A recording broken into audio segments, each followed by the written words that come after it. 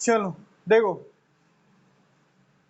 आज कल परसों एग्जाम के बाद 10-20 साल बाद 50 साल बाद जब तक आप जीवित रहे तब तक अगर कोई आके पूछता है क्या कि लो ये दो रेशनल नंबर, क्या देता है आपको? दो रेशनल नंबर, लो दो रेशनल नंबर ले लो आज, और इन दोनों के बीच में मुझे एक रेशनल नंबर बता, क्या कर दो? दे दो। दोनों रेशनल नंबर को उठाना है, जोड़ देना है, और दो से क्या कर देना है? भाग कर देना है। फिर जो भी आएगा वो दिए हुए दो रेशनल नंबर के बीच में जो एक रेशनल नंबर था वही होगा। ठीक है, समझे? लेकिन मान लो कितना पूछ दिया, 2 3 4 5 6 7 8 9 10 11, कितना है पूछ दिया? नहीं, 20 16 25 50 100 150 200 500 1000 नहीं पूछता इतना कभी। 1000 पूछेगा ना तो वो होगा कम से कम एक जन्म का पेपर। ठीक है, जन्म के टाइम में आपको दिया जाएगा, मरने से पहले सबमिट करना है, और इस समय क्या दिया जाएगा? सर्टिफिकेट। ठीक है, चलिए ध्यान दीजिए। अगर मैनुअली करते हैं, नहीं कैलकुलेटर से करते हैं, सुपर कंप्यूटर है, तब क्या? तब तो एक छोटा सा क्या बनाइए आप? प्रोग्राम। छोटा छोटा सी लैंग्वेज में क्या बनता है? प्रोग्राम। उस प्रोग्राम को एक बार रन करिए, वो आपके दो नंबर के बीच में इनफाइनाइट रेशनल नंबर दे देगा आपको, जितना चाहिएगा उतना, ऐसे नहीं, खटाखट खटाखट खटाखट। चलो ध्यान दो, तो दो दिए हुए नंबर के बीच में क्या पूछेगा? एक रेशनल नंबर। तो क्या करेंगे? दोनों दिए रेशनल नंबर क्या कर देंगे आपस में? तो जोड़ दिए, उसको दो से क्या कर दिए? भाग। और आपके तरफ से दो ऐसे बनेगा, मेरे तरफ से ऐसे बन रहा है। ठीक, हाँ, दो से क्या कर दिए? भाग। फिर जो क्या होगा आपको मिलेगा वही क्या होगा? दो दिए गए नंबर के बीच में एक रेशनल नंबर। हाँ, एक ही रेशनल नंबर मिलेगा। कांग्रेस फिर चोरी भी नहीं करेगी। चलो ध्यान दो, कभी चार मत निकाल लेना, नहीं तो कांग्रेस वाले आपका दो रेशनल नंबर लेके चले जाएंगे। ध्यान दीजिए, अब क्या सीखते हैं? How to find more than one, more than one. मतलब इस मेथड से एक रेशनल नंबर नहीं निकाल सकते दो नंबर के बीच में? बिल्कुल निकाल सकते हैं। तो फिर मोर देन वन क्यों? अरे वन निकालना है तो इतना का है ना, अचरे में पड़िएगा। पिछला वाला मेथड पता है ना? नहीं। अब देखिए, वैसे आप क्या कर सकते हैं? पैसा गिनने के लिए बैंक पहुंच सकते हैं। नहीं, बैंक वाले क्या दे दिए? पैसा, बोले कि जमा करना था, जब गिन लिया तो बोले कि नहीं जमा करना है, लो पैसा गिना गया ना आपका। लेकिन वो तो घर पे भी हो सकता है ना कार्यक्रम, नहीं तो घर ही पे कर लीजिए। बहुत पता है मुझे, फालतू सा एग्जांपल था ये, नहीं, लेकिन मान लीजिए ऐसा, चल दूसरा एग्जांपल देते हैं, वो समझ में आ जाएगा। 1000 पैसा निकालना है, 2000 रुपया निकालना है, नहीं तो हर गली में क्या है? 4 दुकान है, जो क्या करता है? पैसा निकालता है। अब वो छोटे से काम के लिए बैंक पे जाने की क्या जरूरत? बाद बाकी कोई काम तो बैंक में भी हो सकता है ना। बैंक में भी आप जाके 2000 रुपया क्या कर सकते हैं? विड्रॉ कर सकते हैं ना। लेकिन उसके लिए क्या है बैंक में जाना? वो तो पड़ोस के गली में एक दुकान है, उस पे हो जाता है। तो एक रेशनल नंबर तो हमारे पिछले जो कंसेप्ट सीखे थे उसी से निकल जाएगा। जब एक से अधिक आएगा तब न इसको इस्तेमाल में लाएंगे, नहीं। अब आया एक कौन? पताल फोफी आपसे लड़ने के लिए, तो घर के सबसे बुजुर्ग यानी कि हट्टे कट्टे आदमी को थोड़े भेजिएगा, बच्चे को भेज दिए। क्यों? कि जाओ उसको मार पीट के आ जाओ। कोई आया है ताकतवर आदमी तब ना। और चूहा मारने के लिए कोई AK-47 निकालने लगा तो फिर ये कोई मतलब हुआ? चलिए ध्यान दीजिए। तो क्या सीखना है? How to find more than one rational number. More than one rational number. Class पे ज्यादा ध्यान देना है, एंजॉयमेंट कम। How to find more than one rational number given two rational number between बहुत किताब में क्या दिया रहेगा आपको? How to find N rational number. नहीं, एन मतलब क्या है? 1 2 3 4 5 6 7 8 9, कुछ भी हो सकता है। अब एन में आप कंफ्यूज हो जाएगा, ये एन क्या है? तो मैंने सिंपल सा लैंग्वेज में लिख दिया, how to find more than one. एक से अधिक रेशनल नंबर कैसे निकालें? Between two given rational number. Between two given rational number.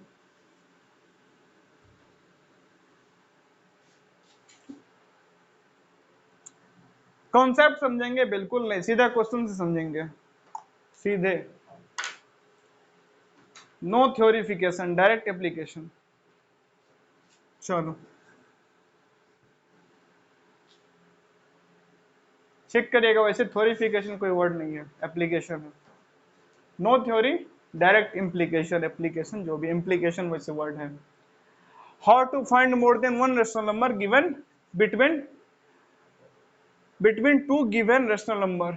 दो रेशनल नंबर दिया हो, उसके बीच में एक से अधिक रेशनल नंबर कैसे निकालें? अगर एक ही निकालना हो तो क्या करेंगे? दोनों को जोड़ के 2 से भाग कर देंगे तो निकल जाएगा। लेकिन एक से अधिक निकालना है तो सीखते हैं। फाइंड 3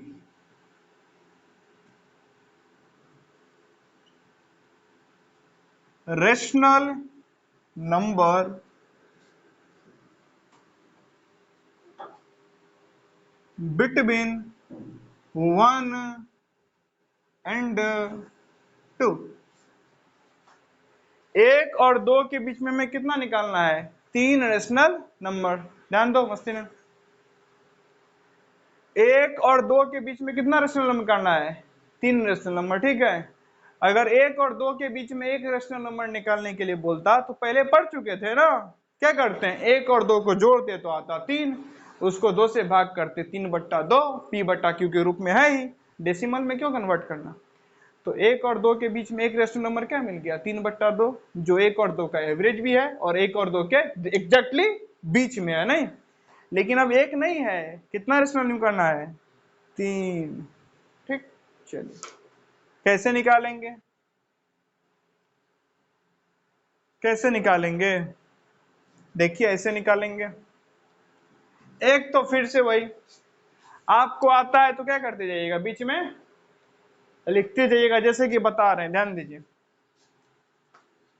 वैसे कोई इश्यू नहीं है। अब ये सब क्वेश्चन क्या कर ले, कोई पूछ ले तो जवाब नहीं देना है, जब तक वो ना टीचर हो और एग्जाम हो और पेरेंट्स हो। पेरेंट्स पूछे तब क्या देना है? जवाब। टीचर पूछे तब क्या देना है? जवाब। और किसी एग्जाम में पूछे तब क्या देना है? जवाब। इन 3 स्थान के अलावा चौथे स्थान में आपसे कोई प्रश्न पूछा जाता है, आपका जवाब क्या होना चाहिए? हमको नहीं पता। बोलेगा मूर्ख हो, बोलेंगे ये आपको नया नया पता चला, बाद में आगे पूरे मोहल्ले को पता है। आप नए व्यक्ति हैं तो आपको भी पता चल ही चुका है, तो आपसे काहे ले पूछना। ठीक?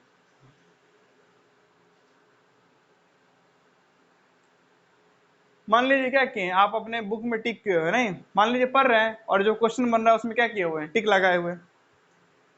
और कोई आ जाए और बोले कि अच्छा ये सब जो टिक लगाए हो अब बाकी नहीं बन रहा है, तो क्या बोलना है कि सही बात है? बोलना है बन तो कोई भी नहीं रहा है। तो पूछेगा फिर टिक क्यों लगाए? तो बोलना ये मेरा जापानी लूडो खेलने का स्टाइल है। मैं अपने पास कितना डाइस रखा हुआ हूँ? 5 डाइस। जहां पे क्वेश्चन नंबर 1 से 6 होता है मैं डाइस उछालता हूँ, 4 आता है, मैं चौथे में क्या लगा देता हूँ, टिक। ठीक है, और जहां पे कितना रहता है,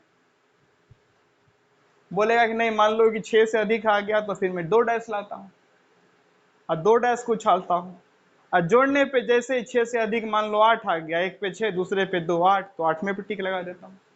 बोला 12 से अधिक आ गया तो उसके लिए मेरे पास 3 डैश है, नहीं।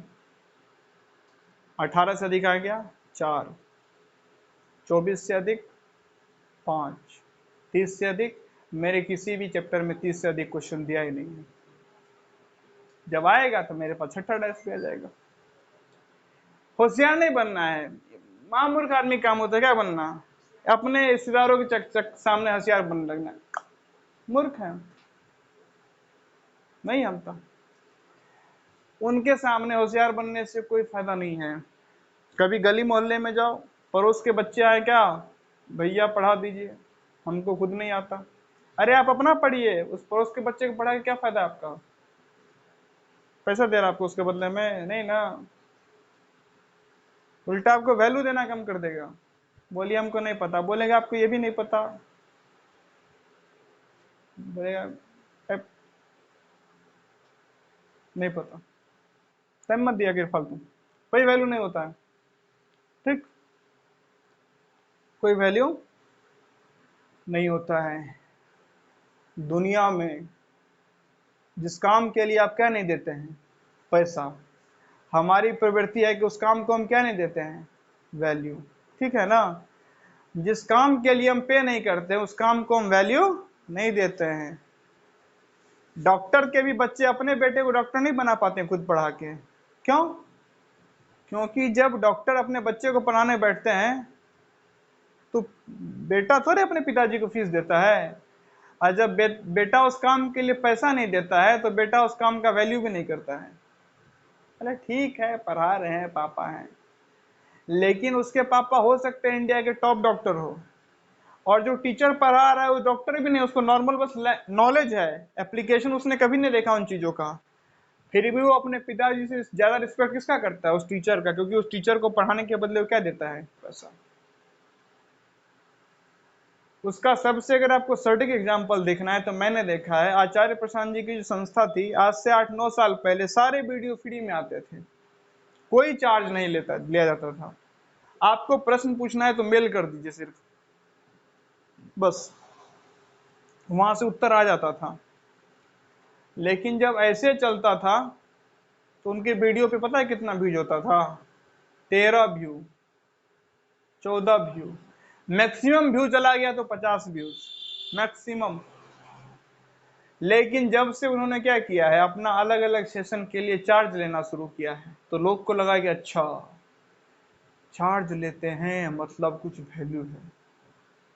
तो अब उनके नॉर्मल वीडियो पे पब्लिश होने के 1 घंटा बाद में 12,000, 20,000, 200,000, 300 के, 400 के, 600 के, किसी किसी वीडियो पे मिलियंस में व्यूज चला जाता है।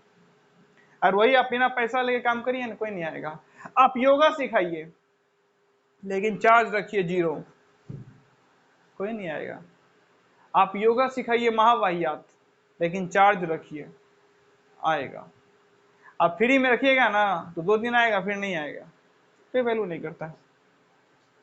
जहां पे मान लीजिए कहीं पे मेरे यूनिवर्सिटी में फ्री का जिम था, नहीं जिम था, यूनिवर्सिटी के स्टूडेंट को कोई चार्ज नहीं लगता था, अपना आइडेंटिटी कार्ड लेके जाओ और वहां पे जो करना है करो, कोई नहीं जाता था, कोई नहीं जाता था वहां पे। ठीक है, और वहीं बगल में जो जिम था वहां पे क्या देना पड़ता था, पैसा महीने का, कहीं 700, कहीं 500, कहीं 1000, कहीं 1500, डिपेंड करता है किस लेवल का जिम होता है। सब वहीं पे जाता था, जितना महंगा जिम उतना जाने के लिए सब मरता था। किसी एक नॉर्मल होटल में क्या करिए आप, मस्त खाना दीजिए, क्वालिटी का, पैसा कम दीजिए, कभी लोग नहीं बोलेंगे क्या इसके होटल का खाना क्या होता है अच्छा।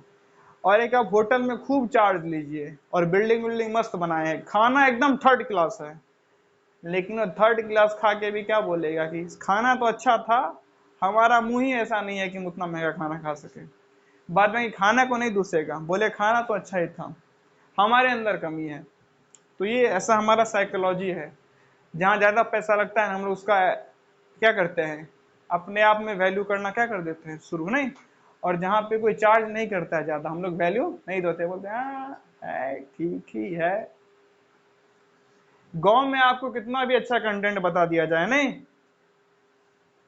लेकिन शहर के एक फटीचर जो टीचर होंगे उनको आप ज्यादा रिस्पेक्ट करिएगा, क्यों, आपसे दूर है। और शहर में अपना कोचिंग वगैरह खोला है तो चार्ज क्या लेता होगा, ज्यादा। और भले गांव में कोई क्या कर दे, कम चार्ज में आपको अच्छा एक और बेहतर लेवल का नॉलेज देने का प्रयास करे, लेकिन नहीं हो पाता है। घर की मुर्गी दाल बराबर। चलिए छोड़िए। तो है find 3 rational number between 1 and 2। 1 और 2 के बीच में क्या निकालना है, 3 रेशनल नंबर। अब सवाल उठता है 1 और 2 के बीच में 3 रेशनल नंबर कैसे निकाला जाए। पहला कार्यक्रम क्या करना है, जो छोटा रेशनल नंबर है जिसके बीच दो नंबर है जिसके बीच में 3 रेशनल नंबर का निकालना है, उन दोनों में से जो छोटा है उसको क्या मान लेना है, 1। जो बड़ा है उसे क्या मान लेना है, 2। और जितना रेशनल नंबर निकालना है उसको क्या मान लेना है, n। क्या हुआ, 1 और 2 के बीच में क्या करना है, 3 रेशनल नंबर निकालना है, ठीक है। तो जो दो नंबर है जिसके बीच में रेशनल नंबर निकालना है, उनमें से जो छोटा रेशनल नंबर है उसको क्या मान लेना है, 1। बड़े को 2। और जितना रेशनल नंबर निकालना है उसके बीच में उसको क्या मान लेना है, n, जो कि यहाँ पे क्या है, 3। ठीक है, बैटरी का इशू है क्या, चलो। अब क्या करना है, एक नया वैल्यू निकालना है, किसका, d का। ये d कैसे निकलेगा, ये d निकलेगा बड़ा रेशनल नंबर जिनके बीच में निकालना उसमें से बड़ा माइनस छोटा बट्टे में जितना निकालना है वो n प्लस 1।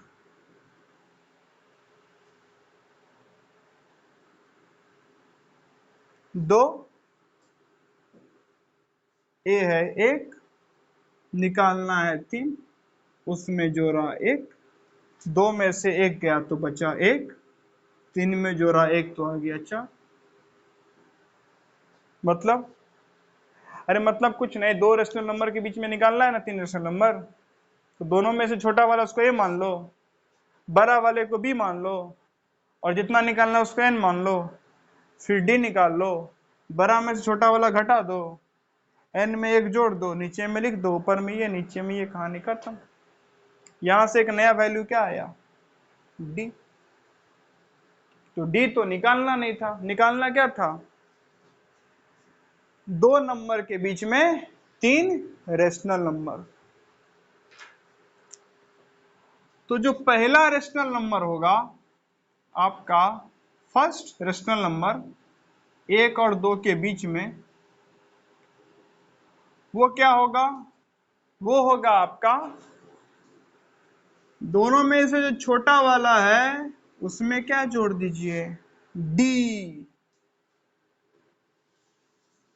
तो 1 प्लस डी कितना है, 1/4। इसको जोड़िएगा तो 4 1 4, एक क्या आ जाएगा, 5/4।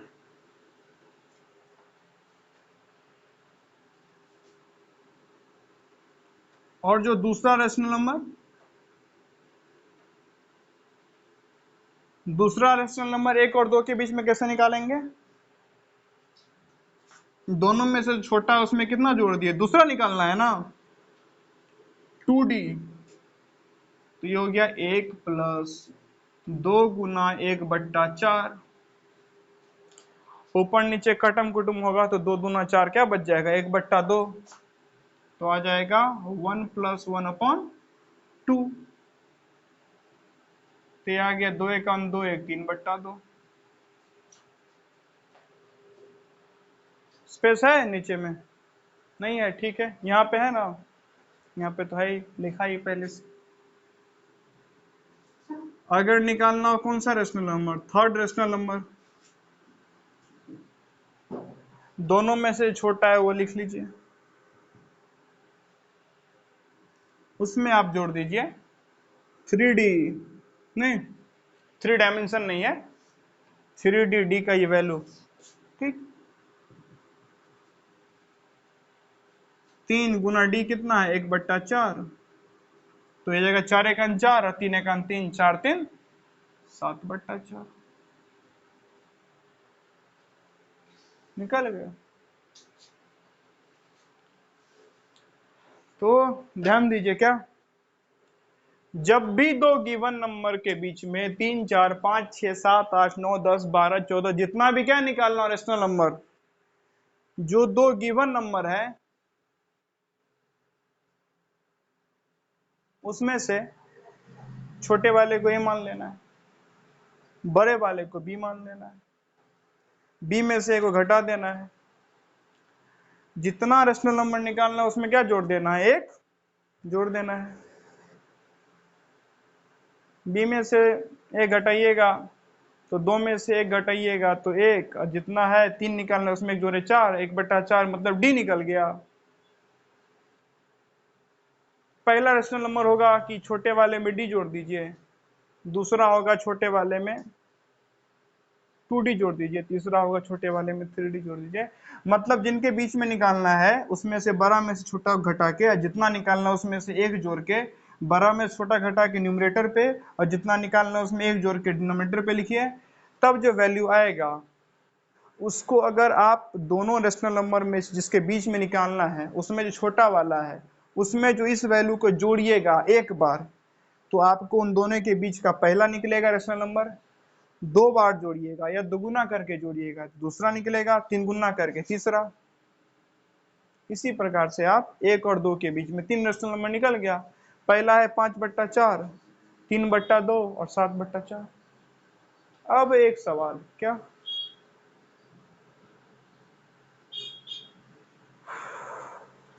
बोले तो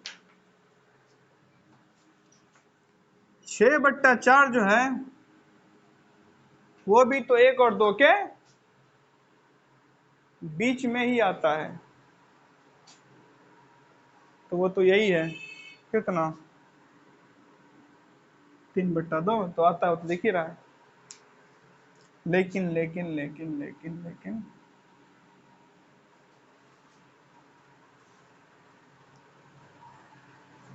और अगर हम लोग ले कितना, आपको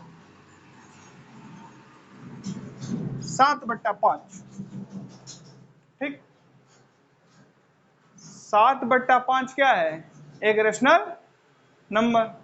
नहीं, इतना कैसे डिफोकस हो गए हैं कि कुछ भी थोड़ा हलचल हो रहा है तो पूरा दिमाग हिल जा रहा है।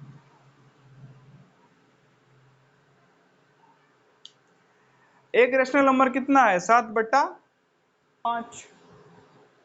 7/5 देखिएगा तो 1 और 2 के बीच ही में है ना, 5 एकन 5 और 2 0 5 चौका 20, 1.4, 1 और 2 के बीच ही में है। लेकिन जब 1 और 2 के बीच में कितना रेशनल नंबर निकाले, 3, ये नहीं आया।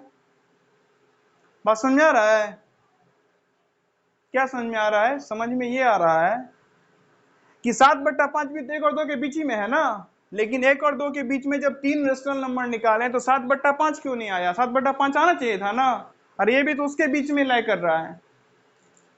बोलिएगा अगर ऐसे बोल रहे हैं तब तो 8/7 भी 1 और 2 के बीच ही में लाई करता है, और 9/8 भी 1 और 2 के बीच ही में लाई करता है, और 11/10 भी 1 और 2 बीच ही 1 और 2 के बीच ही में लाई करता है। ये सब भी नहीं आ रहा है। जब क्या निकाल रहे हैं, 3 रेशनल नंबर किसके बीच में, एक और, ये तो गड़बड़ हो गया, ये सब तो आया ही नहीं। तो ये काहेला आ गया, 5/4 काहेला आ गया, 3/2 काहेला आ गया, और 7/4 क्यों आ गया। सवाल समझ में आ रहा है ना? सवाल ये है कि 1 और 2 के बीच में क्या निकाले, रेशनल नंबर कितना, 3। तो हम जो इतना तरीका लगाए हम लोग, उस तरीके से जो कुछ परिणाम प्राप्त हुआ वो था 5/4, 3/2 और 7/4। ये 3 है रेशनल नंबर 1 और 2 के बीच में। इसमें मुझे कोई शक नहीं है कि ये तीनों 1 और 2 के बीच ही में आते हैं। लेकिन बात तो ये भी सही है ना, ये सब भी 1 और 2 के बीच में ही आते हैं। तो ये सब क्यों नहीं आए, ये सब क्यों आए? आई थिंक सवाल समझ गए होंगे नहीं? अरे 1 और 2 के बीच में 3 रेशनल नंबर निकालना था ना, तो ये सब भी 1 और 2 के बीच में ही है, और जो आया है वो भी 1 और 2 के बीच ही में ही है।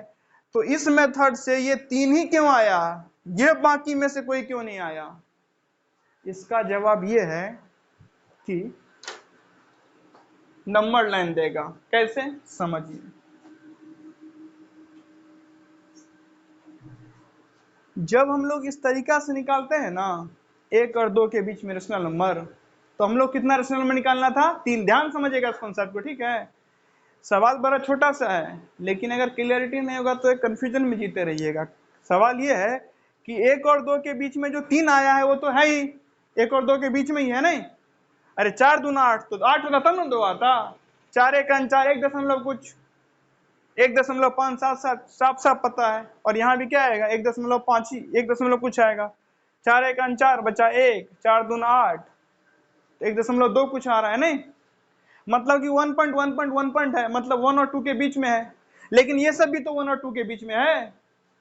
तो जब 1 और 2 के बीच में 3 रेशनल नंबर निकाल रहे हैं तो ये सब आ रहा है, ये सब क्यों नहीं आ रहा है?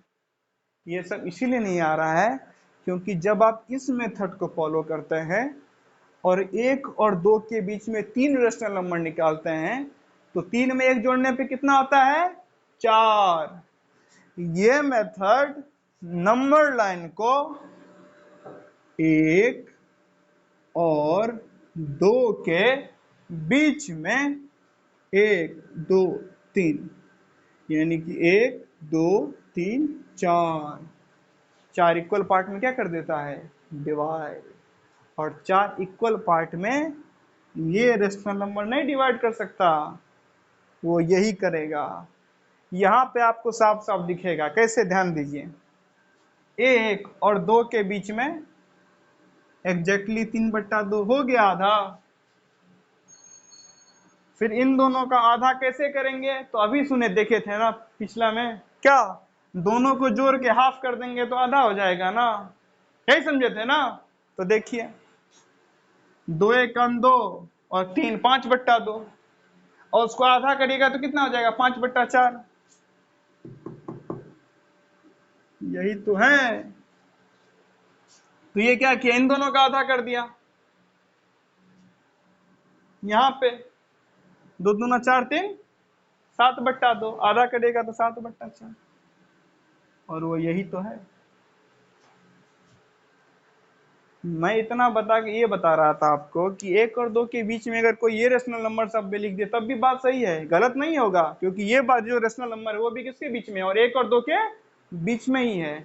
लेकिन मेरा प्रश्न ये था कि जब हम तरीके से निकालें तो ये और ये आया 1 और 2 के बीच में, ये सब क्यों नहीं आया, ये सब भी तो 1 और 2 के बीच ही में है ना? तो जवाब ये है कि जब हम लोग इस तरीके से बड़ा में छोटा घटा के जितना निकालना उसमें से एक जोड़ के डी निकाल के, पहला रेशनल नंबर निकालने के लिए छोटे वाले में डी जोड़ते हैं, दूसरा निकालने के लिए छोटे वाले में 2d, और तीसरा निकालने के लिए छोटे वाले में 3d जोड़ते हैं। तो इस तरीका से जब निकालते हैं ना तो जितना रेशनल नंबर निकालना है उससे एक ज्यादा, यानी कि 3 निकालना है तो 4, 5 निकालना है तो 6, 7 निकालना है तो 8, उन दोनों नंबर को के बीच वाले भाग को ये मेथड जितना उसके बीच में रेशनल नंबर निकालना है उससे एक अधिक भाग में क्या कर देता है, डिवाइड कर देता है नहीं? और कैसे किया, यहाँ पे साफ साफ देखे, 1 और 2 के बीच में क्या हो गया, 3/2, तो 2 भाग हो गया। फिर इसका दोनों को जोड़ के आधा करे तो बीच में तो 3 भाग, और इसका दोनों को जोड़ के आधा किए तो बीच में तो 4 भाग है, वो यानी इक्वल 4 इक्वल पार्ट हो गया ना? तो ये मेथड क्या करता है, जितना हमें 2 नंबर के बीच में रेशनल नंबर निकालना है उसमें से एक ज्यादा जोड़ दीजिए, तो 3 निकालना है तो 4, तो 1 और 2 के बीच का जो नंबर लाइन का एरिया है उसको 4 भाग में क्या कर देता है, डिवाइड कर देता है। तो पूछने के लिए कोई आपसे पूछ सकता है, लेकिन जवाब 3 ही आदमी को देना है, टीचर, पेरेंट्स और एग्जाम। चौथे को आप जवाब दे रहे हैं, आप मूर्ख आदमी हैं। इसका गैरफायदा क्या है बता रहे हैं आपको हम। आप जवाब ये सोच के दे देते हैं कि हम जवाब दे देंगे तो क्या हो जाएगा हमारा, शाबाशी। लेकिन कभी आपको जवाब नहीं भी आता होगा, तब आपका बेइज्जती भी होगा। और तब बोलिएगा कि हमारे रिश्तेदार क्या कर दिया, बेइज्जती कर दिया। अच्छा, अभी बेइज्जती किया तो फर्क पड़ रहा है, और जब वो वाहवाही किया था आपका जवाब देने पे, आप सही जवाब दे दिए थे। वो पहले आपके पिताजी को बुलाया था, बाकी सब रिश्तेदार को बुलाया था, सबको इकट्ठा किया था, तब आपसे प्रश्न पूछा था कि अब ये गलत जवाब देगा तो इसके नाम पे इसके पिताजी को बेइज्जत करेंगे। लेकिन आप सही जवाब दे दिए, तो उसको उतना दुख हुआ ना। जो बेइज्जत करना चाहता था उसका पूरे अरमान पे आप पानी फेर दिए ना। तो जब एक दिन आप उसके पूरे अरमान पे पानी फेरे थे, तो आज वो आपके अरमानों पे पानी फेरेगा। तो ना पानी फेरना है, ना खुद पे पानी फेरवाना है। कुल मिला के टीचर एग्जाम में और शिक्षक के और पेरेंट्स के अलावा किसी को जवाब नहीं देना है। ना टीचर आपके अरमानों पे पानी फेरता है, टीचर कोई मतलब नहीं आपके वाहवाही से। आपको आता है क्या करता है, टीचर आपको सर पे बिठा लेता है, आता है तो उल्टा डांट देगा अगर नहीं पढ़िएगा, और तो बोलेगा नालायक हो, आता है फिर भी नहीं पढ़ते हो। नहीं, टीचर अक्सर सही जो टीचर होगा मेरे हिसाब से वो उस बच्चे को सपोर्ट करता है जो क्या कर रहा हो, डेवलप कर रहा हो। नहीं आता था, अब आता है, गुड। और सब आता था, आज भी उतना ही आता है, नालायक। तालाब का पानी बन गया ना, सड़ जाओगे बहुत जल्दी। और पेरेंट्स का भी ऐसा है, पेरेंट्स इससे कहीं खुश नहीं होंगे। 80 अब चाहिए 90, 90 अब चाहिए उतना। और रिश्तेदारों को मतलब नहीं, उसको मतलब क्या, एक दिन के लिए आएगा, आपका बेइज्जती करके चला जाएगा, तो उतना काहे बोझ पालिएगा। जो ऐसा उससे दूर रहिए, वो आए तो आप घर से बाहर होइए, नहीं। और जब भी पूछे भाग जाइए। ज्यादा कोई पूछता है तो अकेले में बुला के बोलिए नहीं आता है कुछ, काहेला। उसको सामने से बोलिए, पब्लिक में बेइज्जती कराने कोई शौक नहीं है, ठीक। बाद बाकी जीवन का मजा लीजिए, पढ़ते रहिए। जब तक क्लाइमेट चेंज है जो रफ्तार में चल रहा है, तो जब तक जिंदा है ठीक है। कल अगर ठीक ठाक रहे तो फिर कल पढ़ेंगे। चलिए फिलहाल के लिए इतना ही।